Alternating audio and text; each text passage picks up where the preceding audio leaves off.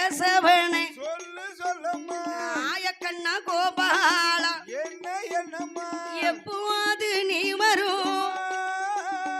எப்போது நீ வரும் இந்த ஈஸ்வரியால் கவலை தீர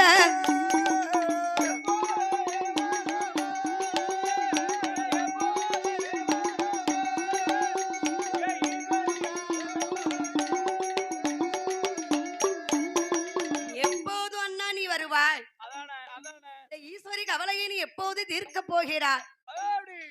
கண்ணா கோபால கண்ணா ஒன்னாக பிறக்கலையா ஒரு தளத்தில் உண்ணவில்லையா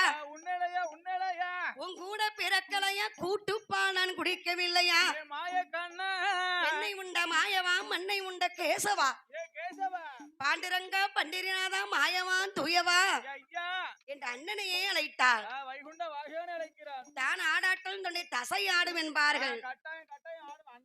பக்கம் துடிக்குமா ரத்தம் துடிக்குமா அண்ணனுக்கோ துடித்தது ரத்தம் ஆகா தங்கை பார்வதி நம்மை அழைக்கிறாளே என்ற கண்ணனோ விரைந்து வருகிறார் தங்கை பார்வதி முகத்தை பார்த்தார் பார்வதி முகம் கவலையோடு இருக்கு தங்கை பார்வதி ஏனம்மா இப்படி கவலையோடு இருக்கிற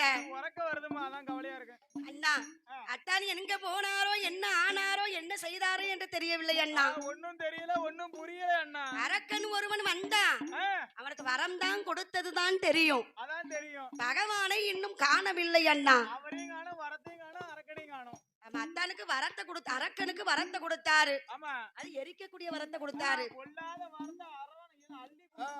என் பகவான் இருக்காரோ இல்லை இல்லையோ அண்ணா அத்தான் இல்லாமல் நான் ஆதிசக்தி இருப்பதில்லை அண்ணா ஏ பார்வதி அத்தா எங்க பேருப்பறான்னு எனக்கு தெரியும் அத்தான நான் அழைத்து வருகிறேன் அம்மா என்ற ஆயக்கண்ணன் கோபால கண்ணன் கண்ணன் இருக்கும் போது நீ கலங்க கூடாது மாய கண்ணன் இருக்கும்போது உனக்கு மயக்கமே வரக்கூடாது அத்தா எங்க இருக்கிறார் என்று எனக்கு தெரியும் அத்தா எங்க இருப்பாரு எனக்கு தெரியும் கண்ணீரை தொடச்சுக்கோ கண்ணீரை தொட கவலை உனக்கு வேண்டாம்